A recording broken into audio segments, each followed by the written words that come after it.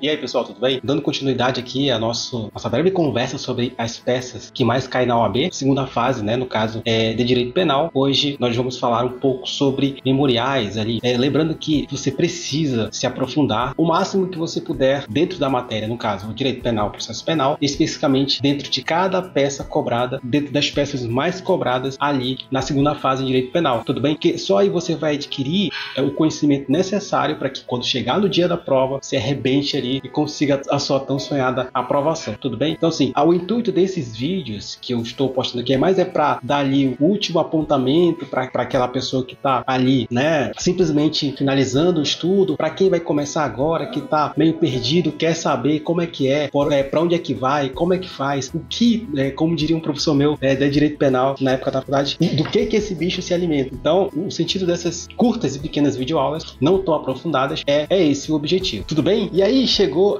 os memoriais, né? Como de praxe, tendo as etapas do processo penal, do procedimento criminal, da persecução penal, né? Começando desde o início ali, houve o fato típico, ilícito e culpável, e ali vem o inquérito policial para verificar, averiguar, investigar esse fato, e ali vai haver um indiciamento, né, do acusado ao final da investigação do inquérito policial, obviamente o relatório e o indiciamento. Esse relatório é enviado para o juiz, aí o juiz remete ali para o Ministério Público, caso o Ministério Público entenda que estão ali presentes os indícios suficientes de autoria e materialidade do delito, oferece a denúncia, e aí vem a resposta à acusação, ou no caso de alguns crimes específicos de legislação especial, defesa prévia, e aí o processo vai andando, chegando ali na parte da instrução probatória, da instrução processual, da audiência de instrução e julgamento. Ao final da audiência de instrução e julgamento, temos ali a oportunidade de nos manifestarmos mais uma vez. Isso vale tanto para o Ministério Público, no caso para a acusação, ou no caso, né, de queixa-crime para o querelante, quanto o querelado, no caso de ação penal pública, para o Ministério Público e para a defesa, no caso aí o advogado, ou defensoria pública, no caso o advogado, porque nós estamos estudando para sermos advogados, no caso, mas não seria diferente para a defensoria pública também, tudo bem? E aí, findado a instrução processual, findado a audiência de instrução, existem duas possibilidades. Isso aqui é muito importante porque tem muito cursinho por aí, videoaula por aí que não faz essa diferença. Inclusive, vou trazer no final do vídeo aquilo que aconteceu de diferente na peça prática profissional das alegações finais, do último exame em que se cobrou as alegações finais, os memoriais escritos, para nós entendermos de vez essa peculiaridade que é muito importante, porque isso pode fazer com que você erre a fundamentação, e não pode errar a fundamentação, então é sempre bom estar atento a essa situação. Temos aqui algumas questões ainda para nós analisarmos de forma rápida, para nós entender, né? Vamos lá. As alegações finais, como foi dito, findado ali a audiência de instrução, temos duas possibilidades. Finalizada ali a audiência de instrução, o juiz deferirá o prazo para as partes apresentarem ali as suas alegações finais, né? De acordo com o que a lei estabelece, primeiramente a acusação, respectivamente a defesa, né? Que seria o mais justo, não é isso?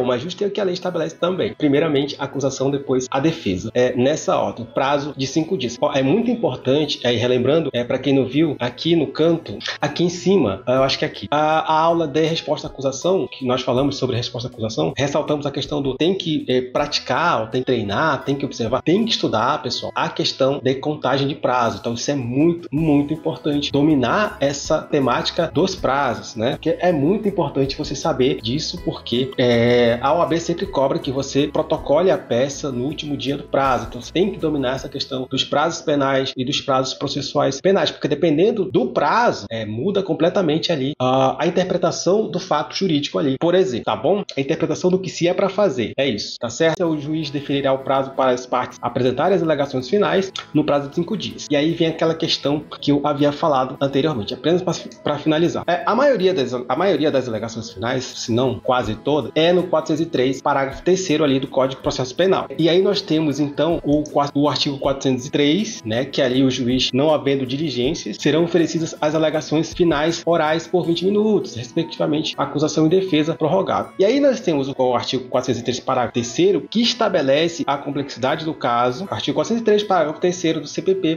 O juiz poderá, considerada a complexidade do caso ou o número de acusados, conceder às partes o prazo de 5 dias sucessivamente para a apresentação dos memoriais. Nesse caso, a questão da fundamentação. Como como sabemos ali, artigo 403, parágrafo 3º, ali a fundamentação das alegações finais quando não há diligências. Quando há diligências, no caso, a fundamentação é no artigo 404, finalizada a audiência de instrução, uma das partes solicita alguma diligência ali, né? Alguma situação que deixou de ser requerida em momento oportuno, ali é um momento para se requerer, no caso. Uma diligência imprescindível para a parte. Então, ela requer naquele momento a diligência e aí a audiência é concluída sem as alegações finais. Só após o saneamento dessa diligência é que voltam os autos para então apresentar sim, dessa vez, as alegações finais no prazo de 5 dias, né? As alegações escritas no prazo de 5 dias. É isso. Essa é a diferença básica de quando há diligência e de quando não há diligência. Quando não há diligência, 403, parágrafo 3º. Quando há diligência,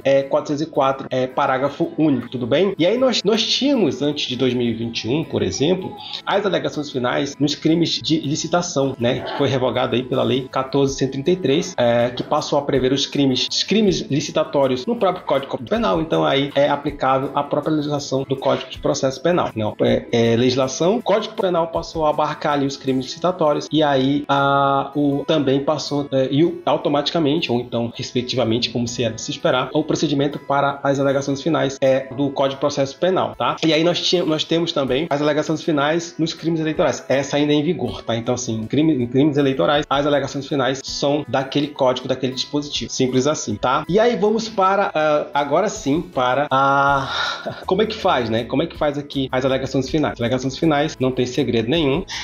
Não tem segredo nenhum. Tá mais ou menos aqui como funciona as alegações finais. Nós temos o endereçamento, a estrutura das alegações finais. Uma coisa legal das alegações finais, quando você entende bem a alegações finais, isso aqui é um macete muito importante para quem vai fazer segunda fase da OAB em direito penal. Isso aqui, eu não sei, porque eu nunca fiz, eu nunca ouvi alguém falar sobre isso, na verdade. Eu nunca ouvi alguém falar sobre isso. Mas isso aqui é um macete muito importante. Um macete que vai fazer você entender basicamente o que seria ali as alegações. A alegação final é como se fosse uma apelação, como se fosse um res. Então, quando você entende, aí eu não tô falando de estrutura, não, eu tô falando aqui de composição, de conteúdo, de mérito, daquilo que vai ser alegado ali. Então, quando você entende como funciona a abordagem a abordagem do conteúdo que vai ser redigido ali na peça, nas alegações finais, você entende também como você vai abordar na apelação e você entende como você vai abordar no res, no recurso em sentido estrito. E aí o que vai mudar basicamente é a estrutura, né? Que aí você vai ter peça de interposição e aí as razões do recurso, tanto no res quanto na apelação e nos memoriais, nas alegações finais, a peça única, né? Que você faz. Contudo, quando você for ali trabalhar as teses, as preliminares, as teses de mérito e as teses subsidiárias, você vai trabalhar da mesma forma, né? Você vai trazer ali as mesmas questões, porque trata-se, na verdade, digamos assim, das alegações finais, um efeito pré-devolutivo, se fosse para assim dizer, um efeito pré-devolutivo. Por que eu falo isso? Porque quando a alegação final é a última chance, né, da defesa, é a última chance de defesa antes da sentença. E após a sentença, nós temos ali a apelação. Então, assim, as mesmas matérias que foram anteriormente colocadas à disposição do juiz AQO, né, que é o juiz de origem, vão ser devolvidas na apelação para que o juiz de segundo grau reanalise aquelas mesmas provas. Ou seja, quando você constrói bem as alegações finais, você constrói bem também uma apelação ou um res, que aí é um caso específico, né, também, que seria quase no mesmo sentido. Então, isso aqui é só uma questão que eu observei nos meus estudos na época que eu estava para a segunda fase da OAB. Tudo bem? É isso. Então, nós temos aqui estrutura, né? Excelentíssimo senhor doutor juiz de direito da vara criminal da comarca D ou ao juízo de direito da vara criminal da comarca D, não tem problema nenhum, pode ser também a qualificação das partes, né? Que seria o fulano de tal, já qualificado nos autos da ação penal supra, né? Que é movida pelo Ministério Público, vem perante Vossa Excelência apresentar as alegações finais em forma de memoriais, com fulcro, ou nos termos do artigo 403, parágrafo 3º, ou 404, parágrafo único, ou 360 da lei do Código Eleitoral. Não tem nem problema. No título da peça, né? E aí, voltando só um pouquinho nessa questão da qualificação das partes, no título da peça, no caso aqui, o 403, parágrafo 3º, 404, parágrafo único, não pode errar, né? Porque aí perde ponto e não pode errar a peça, porque senão não tem como, né? Errou a peça, já era. Então, assim, é muito importante saber o nome da peça, pelo amor de Deus, né? Então, e assim, não fique com medo, você está estudando, não fique com medo, porque é muito simples, é muito fácil. Quando você entende como funciona a peça, você consegue identificar ela Quando você entende toda a cadeia de acontecimentos de atos judiciais, processuais, não tem como errar a peça. Aí você já consegue identificar na primeira leitura do enunciado. E aí, depois do título da peça, vamos para os fatos. Aí, como a gente sabe, os fatos não pontuam, então não perca tempo com os fatos, coloque ali no máximo 5 linhas, né? Resumindo muito brevemente o que é que está acontecendo ali. Das preliminares, né? As preliminares, aí nós temos as preliminares. Nesse caso, você vai trabalhar as preliminares ali, salvo a questão de extinção da punibilidade. Todas as preliminares são de caráter processual ali, que pode modificar alguma questão processual, nada de mérito, apenas as causas extintivas de punibilidade que ali trabalham com o mérito, né? Elas impediriam ali o mérito de ser julgado. Então, somente essa. E aí você pode trabalhar ali causas extintivas da punibilidade, sede preliminar, prejudiciais de mérito, preliminares processuais, no caso. O artigo 95 é inépcia da inicial, enfim, aquelas questões básicas que a gente já sabe, né?